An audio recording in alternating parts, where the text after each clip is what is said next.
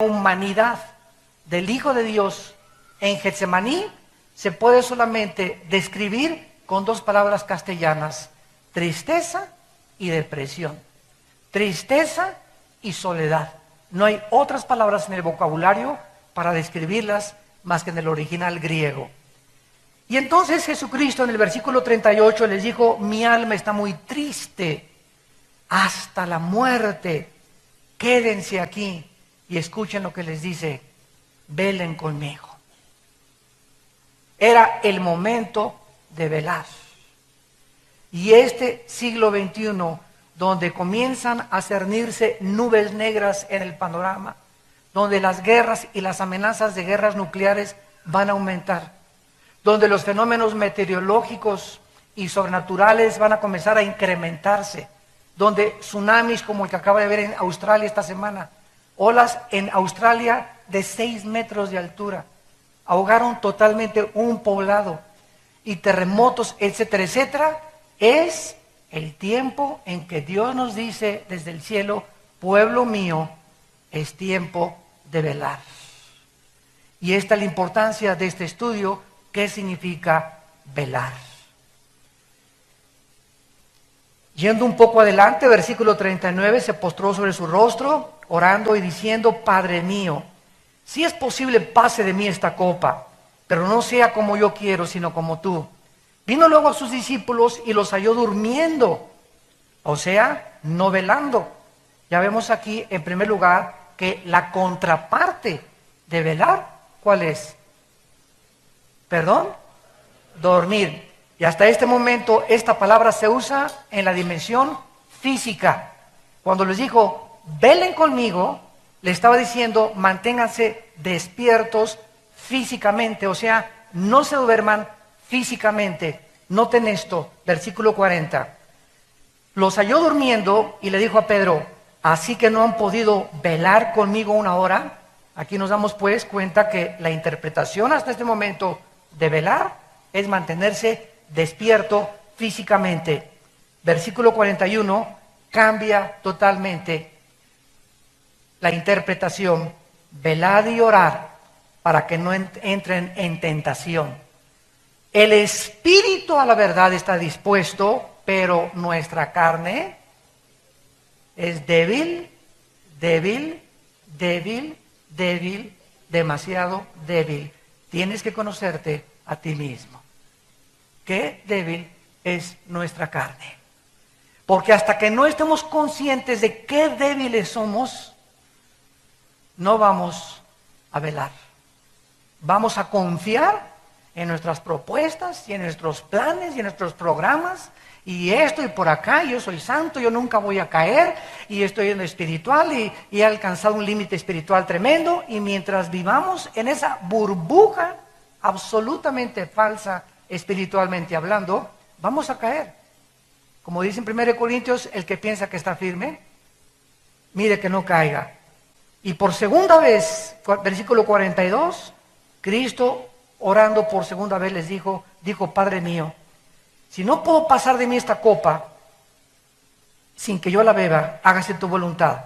Vino otra vez y los halló durmiendo, porque los ojos de ellos estaban cargados de sueño. Y dejándolos, se fue de nuevo y oró por tercera vez. Y recuerden, él solo. Ellos no pudieron velar. Y entonces vino a sus discípulos, versículo 45, y les dijo: ya duérmanse. Yo hubiera dicho: bola de flojos. Descansen. He aquí ha llegado la hora, y el Hijo del Hombre es entregado en manos de pecadores. Levántense, vámonos, vean, se acerca el que me entrega. Esta es una de las principales advertencias y amonestaciones que Jesús les hace a los discípulos, y es importante que en esta mañana podamos descubrir el significado profundo de lo que significa espiritualmente la palabra velar. Por ejemplo, en 1 Corintios capítulo 16, versículo 13, dice el apóstol Pablo que debemos de velar y portarnos varonilmente, haciendo justicia. Y veamos nosotros que casi siempre en la Biblia, principalmente en el Nuevo Testamento, cuando se usa la palabra velar, va asociada de la palabra orar. Velar y orar son dos actitudes que forman una sola moneda. No se pueden separar. Son absolutamente hermanas. Por eso es que muchos de ustedes, cuando se proponen orar, ¿qué sucede? Les vence el sueño. Y por eso no es recomendable orar acostado, a menos que tengas alguna deficiencia física o tengas problemas en los meniscos, en tus rodillas y no te puedas hincar o sentar. Pero el problema cuando oramos dormidos, ahí me ha pasado muchas veces, me quedo dormido. Y ya no sé ni a qué horas me quedé dormido, pero oré 4, 5, 6, 8 minutos de acuerdo al cansancio que tengamos y ahí nos quedamos. Y cuando queremos velar, no lo hagas acostado, por favor, porque te vas a quedar dormido.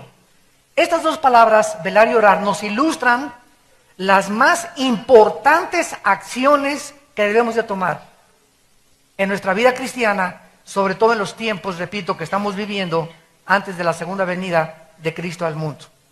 Lo que se nos está diciendo es que no podemos en el mundo ser solamente espectadores pasivos. Soy cristiano y veo todo lo que pasa, oigo estos chismes, oigo por acá, vengo a la iglesia, me siento acá, me siento allá. Entonces somos espectadores de un partido de fútbol sin tomar parte como jugadores, que es lo que Dios nos está diciendo, que no podemos seguir en el asiento el domingo solamente calentando aquí la banca y viniendo a oír la palabra y entre semana nunca hablas de Cristo a nadie. Tal vez desde que te convertiste no has ganado una sola alma.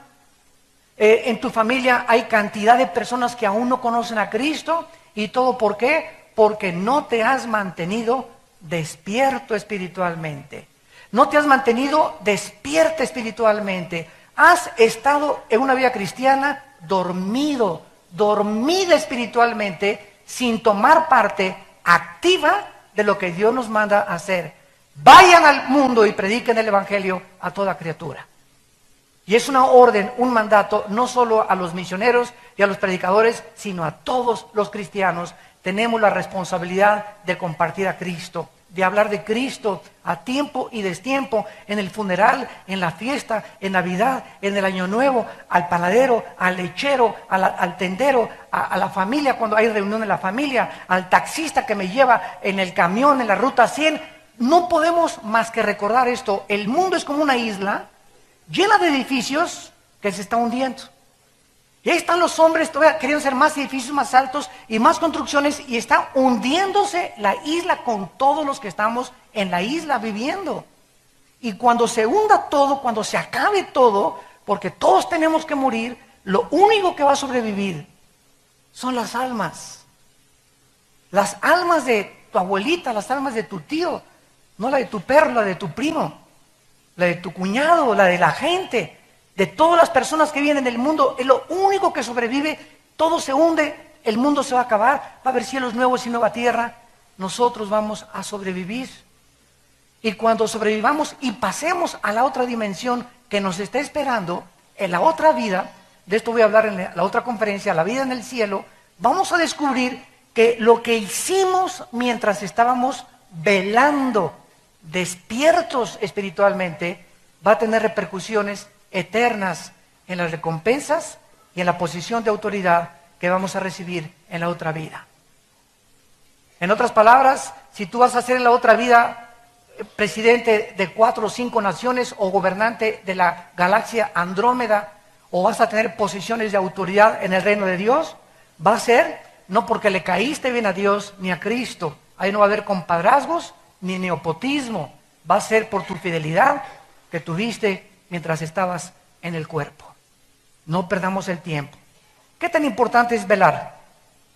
Antes de entrar a este estudio, consideremos que otra vez se encuentra con la palabra asociada de orar, porque el Espíritu Santo une la palabra velar con orar en toda la Biblia. Vamos pues a introducirnos al estudio. La palabra velar significa en el griego etimológicamente, es la palabra gregoreu, como si fuera Gregorio, grego, reu, y significa mantenerse despierto, no dormirse, estar en guardia, mantenerse vigilante y alerta ante los peligros espirituales de los cuales estamos rodeados. Jesús dijo, los mando como ovejas en medio de lobos.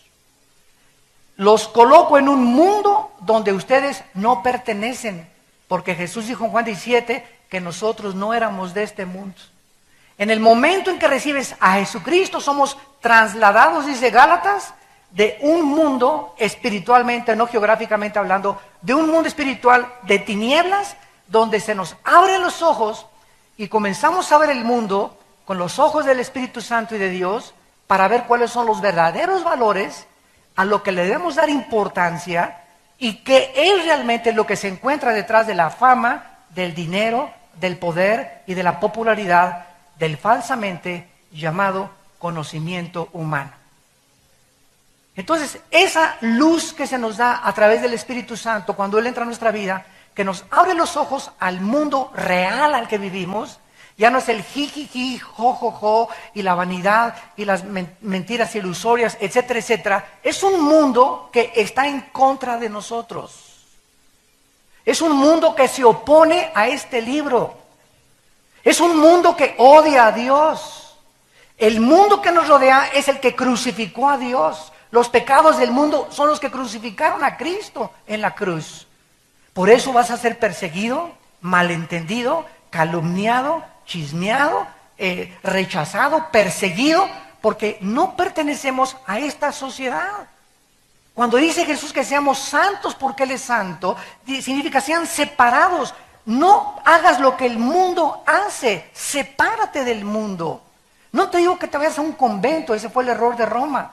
Agarrar y mandarlos al convento para creer que eso nos aísla del mundo. Si nos vamos a un convento, ¿cómo le vamos a predicar a la gente? Es absurdo, ¿verdad? Y lógico y racional. No, estamos en el mundo, pero no participemos de las obras del mundo. No hagamos lo que el mundo, las modas, la moral, no sigamos la corriente del mundo que no lleva por líder al Espíritu de Dios, sino a Satanás. Esto es lo que significa mantenerte alerta, darte cuenta que estamos rodeados de tentaciones. Y si no, camina por el periférico, espectaculares ya desnudos, ya en ropa interior, mujeres y hombres, por todos lados, burlas, prendes la televisión, vulgaridades, obscenidades, pornografía, ya hasta las caricaturas hay pornografía, prendes el internet, más de 25 millones de sitios pornográficos. Lo primero que yo hice ahora a mis hijos con los famosos iPhones es quitarles el internet a los niños. Tú no puedes a un niño entregarle una computadora, una laptop o un iPhone que tenga internet, porque le estás entregando peor que una arma. Lo estás entregando a un mundo donde él se mete y destruye su mente. Que mi esposo y yo le dijimos a nuestros hijos, ¿quieren internet? Aquí en la casa. ¿Quieres hacer tarea? Aquí en la casa y en mi oficina está el internet. Y ahí te metes y yo veo qué cosa estás haciendo. Pero tú no vas a traer internet en tu iPhone, ni en tu iPad, ni tampoco en los cientos de cosas cibernéticas que existen ahora. ¿Por qué? Porque es algo que los destruye a los niños y a los jóvenes. No se imaginan ustedes el daño que está haciendo internet con los millones de sitios de obscenidades y de barbaridades, de homosexualismo, lesbianismo, masoquismo, sadomasoquismo. Pueden meterse a la página que ellos quieran libremente, a un mundo que no existe, más que es el mundo que destruye las mentes y los corazones de la próxima generación. Y nosotros somos responsables de cuidar que nuestros hijos puedan meterse y estudiar y no meter en su mente cosas que los vayan a destruir. Entonces, esta palabra velar, mantenernos alertas, mantenernos despiertos, es la palabra que se usa para una persona que cuida un edificio. ¿Qué es un velador? Alguien que está velando. ¿Quién es un velador? Una persona que trabaja de las 11 a las 7 de la mañana, que es el turno que se llama de noche. Si tú trabajas de bellboy de 11 a 7, estás velando como bellboy. Cualquiera que trabaje en la noche, trabaja velando. ¿Por qué? Porque entre la 1 y las 3 de la madrugada, yo me acuerdo cuando era bellboy en el Hotel Camino Real, aquí en México, hace muchos años, ahí comencé en la hotelería de bellboy, y me acuerdo que llegaba, me cambiaba en mi locker, me ponía mi uniforme de bellboy, y a las 2 y todo, y por acá, y a los clientes sirviéndoles, cargando las maletas, por esto y el otro, y a la 1:30 comienza uno, y se le comienzan a cerrar los ojos, y si te mantienes despierto entre la 1 y las 3, ya le hiciste. Porque es un momento y un periodo de tiempo donde el cerebro no soporta ya mantenerse despierto. Es nuestra fisiología, es la forma natural que el cerebro fue programado por Dios, y te agarra el sueño y un parpadeo así te quedas dormido. Y es precisamente entre la 1 y las 3 de la mañana donde más oscuro se encuentra el tiempo. De las 3, 4, 5 de la mañana ya comienza el amanecer, ya no es tan difícil mantenerse despierto. Pero ahorita estamos entrando a la 1 o 2 de la mañana en el mundo.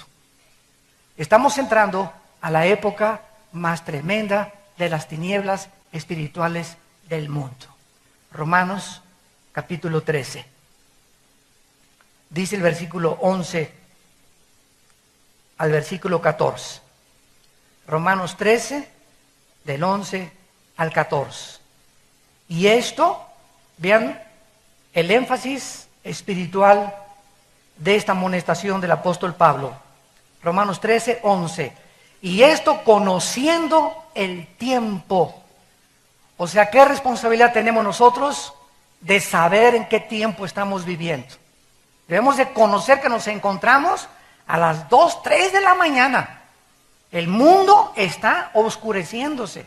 Dice Isaías, y las tinieblas cubrirán el mundo, pero a ustedes les resplandecerá la luz. Es en este tiempo, amados santos de Dios, ustedes que nos escuchan a través de la televisión, cuando más alertas y despiertos espiritualmente debemos estar. Conociendo el tiempo, que ya es hora de levantarnos del sueño. Ya estuvo suave que nada más el domingo y entre semana, el tiempo de ir a la iglesia, vamos a la iglesia. Jesucito mío, me dulce compañero, ni noche ni día. Santo, santo, santo, santo. Y te vas y de lunes a sábado no vives la vida cristiana, no tienes una vida de oración diaria, no tienes una vida de estudio de la Biblia, no vas entre semana a estudios, estás dormido, dormida en el tiempo que estamos viviendo. Y luego, ay, me dejó mi esposo, ay, me dejó mi esposa, y mi hijo tiene problemas, y esta cosa, y me robaron por acá, y me pasó estas cosas, y quieres que en ese sueño espiritual te ayude Dios. Y cuando despiertas es cuando, Señor, ¿me ayudas? Señor, ¿me sanas? Esta paz de Santa Claus, ¿me la sanas también, Señor? No queremos disciplina, no queremos someternos a la palabra de Dios, pero queremos que Dios sea nuestro siervo cuando lo necesitamos. Y esto no lo enseña la Biblia. Esto no lo encuentras en las Sagradas Escrituras. Levantémonos del sueño porque ahora está más cerca de nosotros nuestra salvación que cuando creímos. Y dice Pablo, la noche está avanzada. En otras palabras, él compara la vida cristiana con el día y la noche física. Así como el amanecer es a las 4 o 5 de la mañana y la peor hora es entre la 1 y las 3 de la mañana, físicamente hablando, estamos entrando en la peor época de la humanidad, la hora de las tinieblas. ¿Recuerdan cuando a Jesús lo agarraron en Getsemaní y lo arrestaron?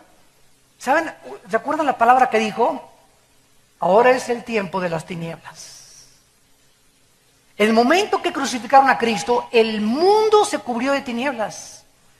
Fue la hora en la que Satanás tenía el permiso de Dios de cubrir el mundo de tinieblas, y si hubiéramos tenido una pantalla que nos descubriera el mundo espiritual, en la cruz de Cristo hubiéramos visto que ahí en el aire estaba Satanás con todos los millones de ángeles, potestades, gobernantes de las tinieblas, ahí se reunieron en el monte Gólgota.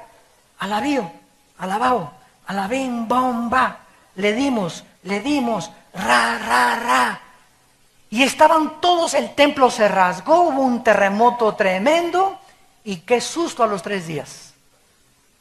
Cuando él sale de entre los muertos y les dicen, ¿dónde está tu bio? Alabao, alabim, bomba. Aquí estoy, yo soy el que ustedes me echaron porras para morir, me rechazaron, me crucificaron, se burlaron, me escupieron, me calumniaron y yo no dije absolutamente nada. Ahora es el tiempo de la luz, de la resurrección de entre los muertos. Para que todos ustedes vean, para que todos ustedes sepan que así como ahora el mundo parece que se nos echa encima, y que por todos lados los demonios de la violencia, los crímenes, asaltos, secuestros, etcétera, etcétera, parece que Dios no está a cargo del mundo, ni soberanamente gobernando el universo, nosotros tengamos paz en nuestro corazón. Porque estamos despiertos y sabemos que Él es el Señor, y el que habita al abrigo del Altísimo morará bajo la sombra del Omnipotente. Y diré yo a Jehová en esta época, mi castillo, mi Dios, mi esperanza, en quien confiaré. No tendré temor de nadie, ni del terror nocturno, ni de saeta que vuela de día, ni si me roban, ni mucho menos, porque mi alma está en las manos de mi Creador, de mi Señor, y nadie me puede tocar, ni a mi familia, más que con el permiso de mi Dios. Y caminas en este mundo de tinieblas y aún así, y él quiere salir lleno de temor y deprimido y agüitado, y el otro, y ya perdí el trabajo, ahora me voy contra mi esposa, ya perdí el trabajo, ya pierdes totalmente la brújula, te divorcias y comienzas a hacer y a tomar decisiones totalmente irracionales simplemente por algo, porque cuando Cristo te habló, no pusiste un fundamento en tu vida. Y cuando los vientos comenzaron a soplar contra tu vida, perdiste el trabajo, perdiste a tu esposa, perdiste a tu novio, perdiste a tú y el otro, y vinieron las aguas y los ríos a tu vida no estaba sobre la roca. Estabas dormido, en los últimos 5 años de tu vida cristiana, estabas dormido. Y cuando vino la adversidad, derrumbó tu vida. Y después de que derrumbó tu vida la adversidad, le echas la culpa a Dios. ¿Por qué muchas gentes, cuando viene la adversidad, reniegan de Dios y se alejan de Dios? Porque tú no puedes manifestar que tienes una fe verdadera hasta que cuando soplan los vientos contra tu vida, permaneces de pie. Solo los hombres y las mujeres que cuando la adversidad los visita, se mantienen firmes como Job. No entiendo por qué Dios me quitó mi casa, me quitó a mis hijos, me quitó mis propiedades. Yo no sé lo que está pasando en el universo. Job no tenía ni siquiera el Antiguo Testamento completo, pero yo sé que mi Redentor vive y aunque esta mi carne deshecha, he de ver a Dios y me purificaré y saldré más puro que el oro. No voy a entender, porque no me manda Dios entender las circunstancias, me manda creer en Él.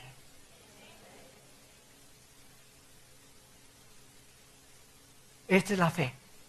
Creer a pesar de las circunstancias. No sé lo que está pasando y me preguntas, yo tampoco sé, hermano, lo que te está pasando en tu vida.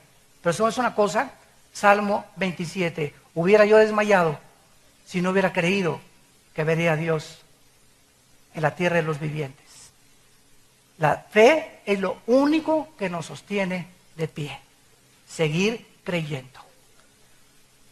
Y si cuando los vientos vienen contra tu vida, tu fe no está fortalecida, porque estabas dormido espiritualmente hace 4, 5, 6 semanas, los vientos van a acabar con tu casa, van a acabar con tu familia, van a acabar con tu matrimonio, van a acabar con tu negocio, van a acabar con todo, porque viene para matar, robar y destruir el enemigo.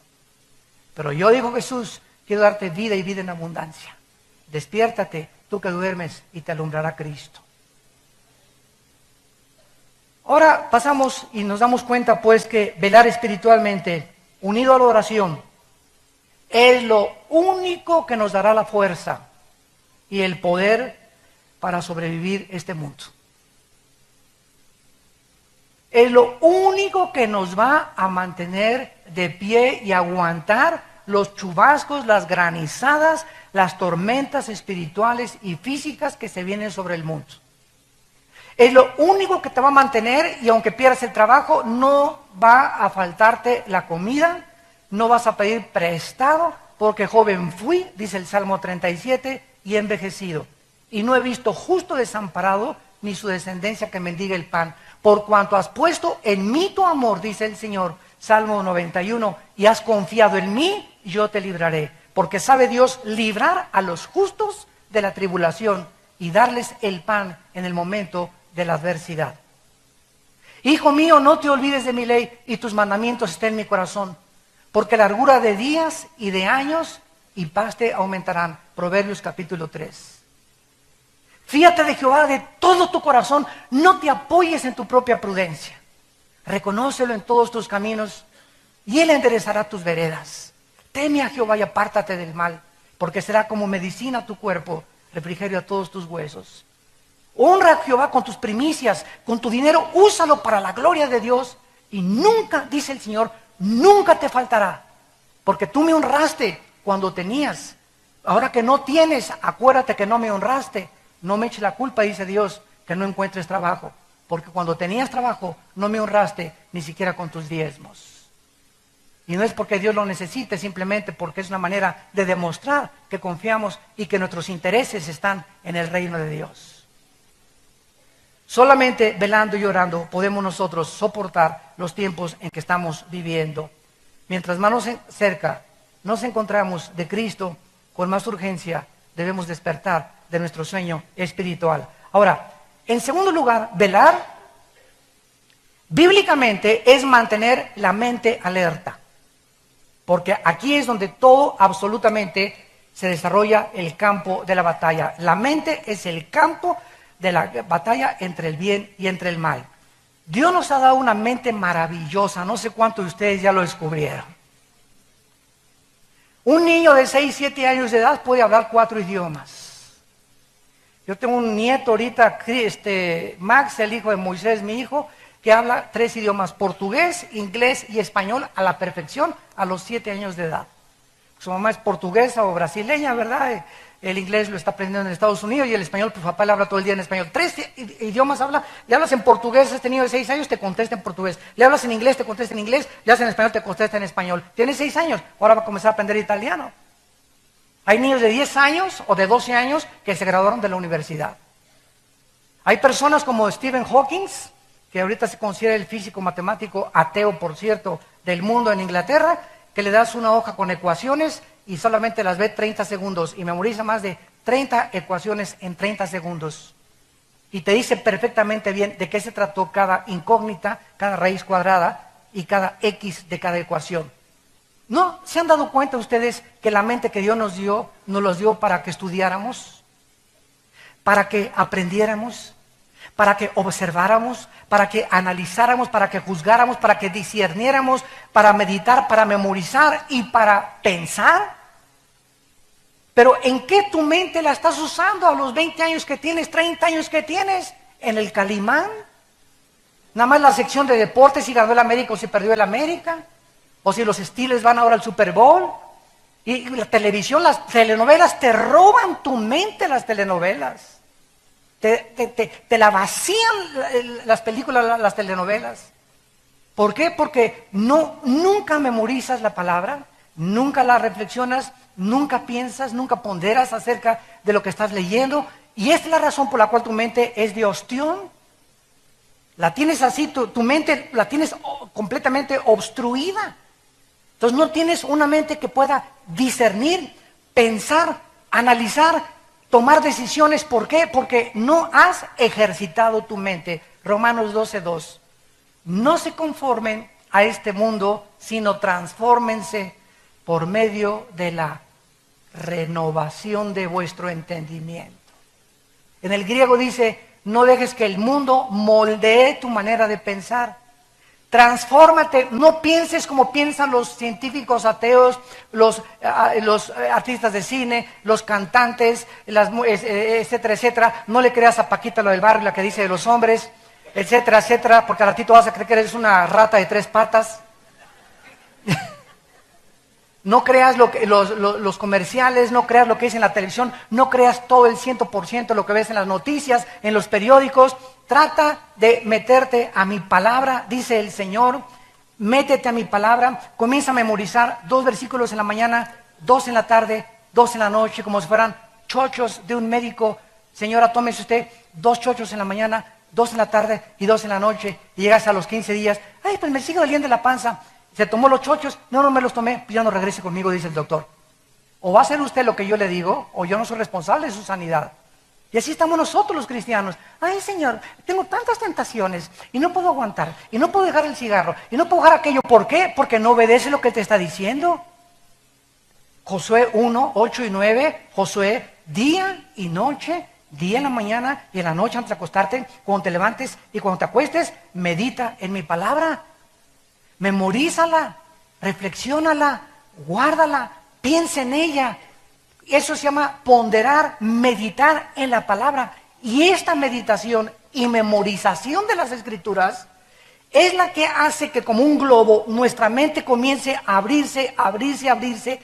Y mientras más palabra tengas en tu mente, tienes una percepción espiritual mucho más grande de lo que está pasando en las naciones, en el mundo, en la ciencia, en tu escuela. Comprendes a las gentes, comprendes las iglesias, tienes estabilidad, tienes brújula, porque eres lleno de la palabra de Dios.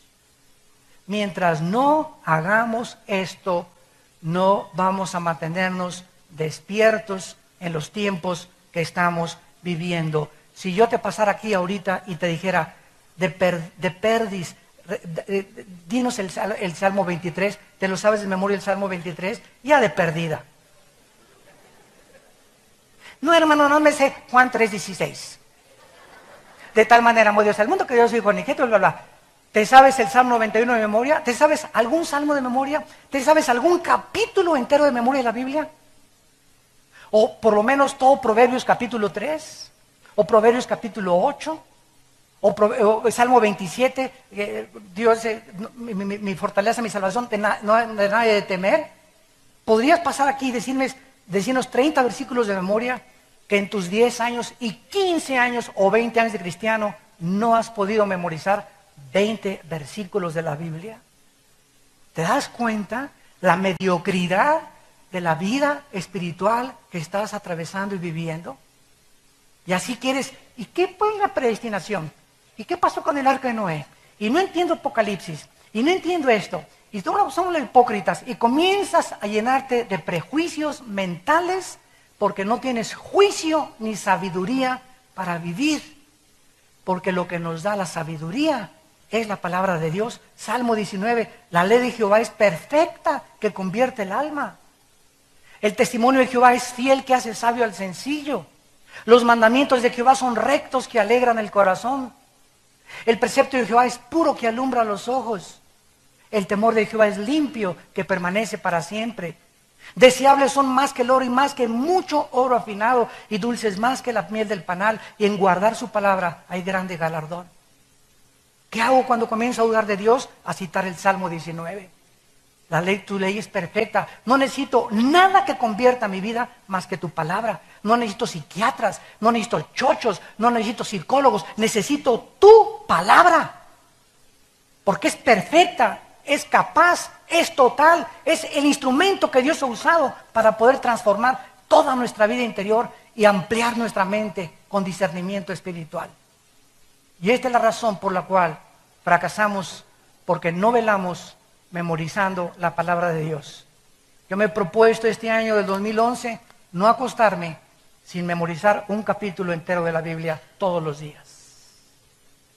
Y que me den las 10:30, que es a lo que me acuesto, a las 11 a más tardar, pues me acuesto a las 7 y ya me recojo a las 7, no quiero hacer nada más que la palabra de Dios, vivir en la palabra, meditar la palabra, memorizar, pensar en ella, llenar mi corazón, las noticias de vez en cuando, ¿verdad? Porque es importante estar consciente de lo que está pasando en el mundo, y revistas también, Time Magazine y Newsweek y US News World, etcétera, etcétera, pero la prioridad es la palabra de Dios. Mientras tú no hagas esto, el sueño te va a ganar. te va a dominar. Y como los discípulos, cuando necesitaron estar con Cristo en la cruz, se echaron a correr, porque se durmieron en el momento de la prueba. ¿Qué pasó qué hubiera pasado si los discípulos no se hubieran dormido en Getsemaní? No hubieran abandonado a Jesús. Y Jesús murió solo con 3 mujeres al pie y Juan el único que se quedó con él. Y todos se fueron. ¿Qué pasa cuando nos dormimos? Comenzamos a negar a Dios. Comenzamos a abandonar a Dios. Comenzamos a creerle más al mundo y nuestros principios y convicciones comienzan a deshacerse como la niebla, porque no estamos llenos de toda la plenitud y el conocimiento de la palabra de Dios. En penúltimo lugar, dice la Biblia que al contrario de todas las religiones paganas, es muy significativo que el cristianismo está basado en mensajes escritos y hablados. No sé cuándo lo habías podido tú pensar. Mensajes escritos en la Biblia, porque el pueblo de Dios se llama el pueblo del libro. Así se nos llama, el pueblo del libro de la Biblia. Nuestro valor, nuestro fundamento es la Biblia, no mi razón, mi filosofía, ni Sartre, ni Darwin, ni Freud, ni Sagan. No, mis principios vienen de este libro. Somos el pueblo de la Biblia. Los mormones es la Biblia más Doctrinas y Convenios, más la Perla de Gran Precio. Los Testigos de Jehová, la Biblia más el Atalaya, el romanismo, la Biblia más las tradiciones de la iglesia, etcétera, etcétera. Pero nosotros somos el pueblo del libro. Esta es la característica más importante del cristianismo. Es la Biblia, nada más. No hay nada que quitarle, no hay nada que agregarle. Es suficiente para nosotros este libro. En contraste, la mayor parte de las religiones paganas enfatizan imágenes, ídolos, símbolos y rituales, los cuales están comenzando a entrar al cristianismo. En lugar de que esto sea nuestro fundamento, ahora, vengo a oír una palabra de profecía. Vengo a que me diga si me voy a casar. Llegó un profeta y voy a oír para ver si a lo mejor voy a pasar al frente para que me diga, tú vas a ser el ungido de las naciones. Esta iglesia va a ser fuentes de agua viva donde salgan. De aquí va a salir el avivamiento, etcétera, etcétera.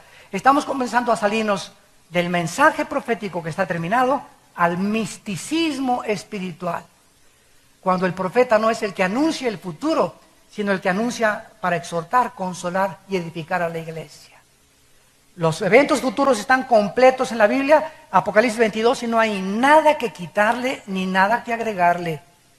Cualquiera que te diga, en el 2011 se acaba el mundo, en el 2012 se acaba el mundo, en junio de tal fecha, son falsos profetas. La hora no la sabe nadie más que Dios. En Mateo capítulo 24, Cristo, antes de partir y de terminar su misión con los discípulos, les hizo mucho énfasis precisamente en esto. Capítulo 24 de Mateo, versículo 42. Mateo 24, 42. Y les dice Cristo, velad. Ahí está otra vez. Porque no saben a qué hora ha de venir el Señor. En otras palabras, cuídate que si Cristo regresa hoy en la noche o si Cristo regresa mañana, te halle durmiendo espiritualmente. Cuidado, porque te quedas. Te quedas. Pues lo que dijo en Lucas 21, orad y velad para que sean tenidos como dignos de escapar las tribulaciones que se vienen sobre el mundo. Cuando Cristo venga, los que tengan las lámparas prendidas, ¿se acuerdan la parábola de las 10 vírgenes? Solo las que tenían el aceite. O sea, muchos traían la Biblia es la lámpara. Pero si tú traes la lámpara a la Biblia sin el aceite, que es el Espíritu Santo, que es el que le da vida a la palabra, no mi mente, no mi razonamiento, sino que es el Espíritu dentro de mí lo que hace viva la palabra a mi espíritu. Si no tengo una relación con el Espíritu Santo viva, diaria y dinámica, porque estoy alerta y el Espíritu Santo tiene un instrumento a quien hablarle. Cuando venga Cristo, me va a hallar, sí, con la Biblia, aleluya, gloria a Dios, y viene el rapto, y de repente la mitad aquí del sur se quedaron en la iglesia. ¿Y los demás dónde están? Y entonces vas a caer de rodillas ahí en tu silla. Señor, tenían razón, ¿verdad? ¿Y por qué? ¿Por qué? Por tu negligencia y por tu incredulidad. Nunca le creíste a Dios. Y no me vengas a decir, Señor, Señor, porque te voy a decir, Mateo capítulo 7, nunca te conocí, nunca hiciste mi voluntad. ¿Cuál es su voluntad? Que velemos y oremos. Y continúa Jesús en el versículo 43, pero sepan esto, que si el padre de familia supiera a qué hora el ladrón habría de venir, velaría y no dejaría minar su casa. Tú vives en una casa y creo que si te dicen que hay ladrones afuera de la casa, serías un tonto de dejar las puertas abiertas. Nuestra vida debemos de cerrarla, porque estamos rodeados de ladrones espirituales, de espíritus demoníacos que quieren entrar a robarnos esto, la palabra de Dios. El diablo quiere sacarte esto y no se te va a aparecer en persona, te va a mandar a tu primo, a tu novio, a tu novia, a alguien de tu familia, a un amigo cercano, a meterte dudas, a meterte tentaciones, a jalarte hacia ellos, porque quiere sacar esto de tu vida, porque tu vida no está cerrada, no tiene candados, no has atesorado la palabra de Dios como lo más precioso que debemos de tener. Si no pongo candados en mi casa, se meten los ladrones. Si no pongo candados en mi vida espiritual, el enemigo viene a robarnos, a destruirnos y a destruir nuestra mente y los valores y la confianza y la esperanza que Dios nos ha dejado. Y dice el versículo 43, si el padre de familia supiera, o sea, si nosotros también supiéramos a qué horas vendría el ladrón, ¿verdad? Pues velaríamos, pero tanto también ustedes estén preparados, porque el Hijo del Hombre vendrá a la hora que no pensáis. ¿Quién es el siervo fiel y prudente al cual puso su Señor sobre su casa para que les dé el alimento a tiempo? Bienaventurado aquel siervo al cual cuando el Señor venga le halle haciendo así. ¿Quién de ustedes va a ser el prudente y el fiel, que cuando Cristo venga los va a encontrar o nos va a encontrar enseñando su palabra a nuestros hijos? ¿O alimentándome con la palabra cuando Él venga? ¿O que me agarre dormido y me acosté antes memorizando la palabra de Dios? ¿Quiénes van a ser esas personas? Dice Jesús, que cuando yo venga las voy a encontrar así, en mi palabra, despiertos espiritualmente, alertas espiritualmente.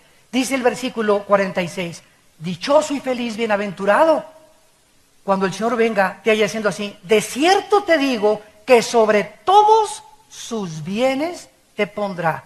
¡Qué barbaridad! Que mi papá me dijera, mira, te voy a dejar en Cuernavaca y quiero decirte que no sé cuándo voy a ir por ti, pero cuando yo llegue, si la casa que te dejé la tienes bien pintada y bien cuidada y con buen mantenimiento, y el coche que te dejé lo tienes bien cuidado y has hecho lo que te digo, cuando yo venga te voy a dar $100 millones. Y voy a darte todos mis palacios y toda mi herencia. Pues no va a pasar un día sin que revise la casa, sin que tengan un problema, para que cuando mi papá venga la encuentre perfectamente bien así. La casa es nuestra vida, somos el templo de Dios. Cuida tu manera de pensar, cuida tu vida sexual, cuida tu vida mental, cuida tu vida física, cuida lo que comes, cuida lo que bebes, porque es la casa de Dios, es el templo del Espíritu Santo. No es de nosotros, Dios nos los prestó este cuerpo para habitar temporalmente. Cuando Él venga y tu cuerpo está bien cuidado, Él te va a poner y te va a dar muchos bienes que no te imaginas lo que te va a dar. Es lo que Cristo nos quiere dar a entender. Y dice el versículo 48, pero, y aquí está lo contrario, si aquel siervo malo dijera en su corazón, mi Señor tarda en venir, ¿cómo demuestras este corazón de mal siervo? Cuando te duermes espiritualmente. Lo contrario a mantenerse velando es dormirse espiritualmente. Y cuando comienzas a parpadear y ya no lees la Biblia más que ya cada 2 o 3 días, ya no oras más que allá cuando te acuerdas, ya no hablas a Cristo más que allá cuando te acuerdas, sin que te des cuenta, estás ya parpadeando, ya durmiéndote, y viene la hora oscura, vas a caer dormido totalmente. Y vas a convertirte en un mal siervo. si cuando Cristo venga, Él te halle en estas circunstancias, versículo 49, y comenzare a golpear a sus consiervos, o sea, comienzas a hablar mal de los cristianos, comienzas a criticar a todos los pastores, comienzas a criticar a las iglesias, siempre que alguien se junta contigo es crítica, tijereteas hasta la Madre Teresa, ¿verdad? Hablas contra todos mal, etcétera, etcétera. Cuando una persona comienza ya a hablar mal de sus mismos hermanos en Cristo, ya denota un corazón malo de incredulidad. Porque no estás hablando contra tus hermanos en Cristo, estás hablando mal contra el cuerpo de Cristo, que somos nosotros. Es como si llegas y le metieras un navajazo a un hermano. Y somos el cuerpo de Cristo, todos los cristianos, y se nos manda amarnos, se nos manda soportarnos, se nos manda perdonarnos como Él nos perdonó y nos aceptó desde la cruz. Si cuando Él venga te haya haciendo así y comiences a comer y a beber con los borrachos, que te halle ahí en la cantina a las 3 de la mañana, ¿verdad? Gritando viva Zapata con una de tequila de Don Julio. Versículo 50, vendrá el Señor de aquel siervo. Fíjate que les llama siervos a esas personas, o sea, se consideraban siervos de Dios. Estaban entre nosotros, militaban junto con nosotros, pero salieron de nosotros porque no eran de nosotros. Entonces no todos los llamados son escogidos, ni todos los que se dicen siervos son siervos de corazón recto con Dios. Vendrá el Señor de aquel siervo en el día que éste no espera y a la hora que no sabe, y lo castigará duramente. Pondrá su parte con los hipócritas. Allí será el lloro y el crujir de dientes. Amados santos de Dios, nos encontramos realmente en los últimos tiempos, no cabe la menor duda. Cristo nos manda mirar, estar atentos a todo. Cuídate, ¿verdad? Es como decía el otro día un pastor: oye, hermano, yo vi una muchacha guapísima, ¿verdad? Y digo, qué guapa muchacha, ¿verdad, hermano? Pero tienes tú la fuerza y voluntad para decir que el Espíritu Santo te da, ¿verdad? Ya la vi, está bonita, qué muchacho tan guapo, ahí muere. No es para ti, ni te vas a casar con ella tampoco. Tu esposa es a la que tú tienes que serle fiel. Y cuando una mujer viene y me dice: oiga, hermano pastor, quiero decirle que mi esposo, yo no puedo ser cristiana porque mi esposo me hace enojar a cada momento, yo le contesto, escuchen esto, los que ustedes son consejeros, dile a esta señora: es una mentira que tu esposo te hizo enojar, usted se enojó porque usted escogió enojarse. O sea, cuando yo digo me hizo enojar, estoy diciendo él tiene la culpa de mi enojo. No, yo me enojé, yo escogí enojarme, porque si yo escojo no enojarme a pesar de lo que me digan, es porque yo soy responsable de mi enojo. Pero no le digas, me hizo enojar. El diablo me hizo esto. ¿Por qué? Porque estamos evadiendo el sentido de responsabilidad que Dios nos ha dejado, de que somos responsables de nuestras actitudes y emociones. Me hizo enojar, no te hizo enojar, tú escogiste ser enojado. Me hizo emborracharme, espérame tantito, tú te emborrachaste porque tú escogiste emborracharte. Que mi novio me comenzó a dar, no te comenzó a dar, tú aceptaste que te comenzara a dar. Y tú dejaste que te manoseara y te embarazaste porque tú quisiste eso. No me vengas a mí con cuentos chinos. Nosotros determinamos a dónde llegamos y lo que queremos hacer. Así que no vengas, es que si yo tuviera una esposa más santa, hermano, que fuera como la Madre Teresa, de piadosa, y que me amara, etcétera, etcétera, pero mi esposa me impide yo ser el apóstol de Dios para las naciones. ¿Sabes una cosa? Ni tu esposa, ni tu perro, ni tu mamá, ni nadie puede impedir ni abortar el plan de Dios para tu vida más que tú nada más. Que tu esposa es la leona de Santa Julia. Ok, que siga siendo y que siga rugiendo, a ti no te llega. No digas, me contaminó, no, tú dejaste que te contaminara. Escoge no contaminarte, escoge no hacerle caso, escoge orar por ella, escoge seguir a Dios a pesar de todo. Nunca nadie se atreva a decir, si yo tuviera otro esposo, si yo tuviera otra esposa. No es cierto, no es cierto, no es cierto. Esto proviene de la psicología freudiana, la evasión de la responsabilidad y la victimización de las personas, haciendo a un lado su responsabilidad de los pecados. es que el señor que le disparó ahora en Tucson, Arizona, el muchacho, era huérfano y lo violaron de niño, es homosexual, este artista famoso cantante es homosexual porque lo violaron de niño. Nada justifica de tu pasado.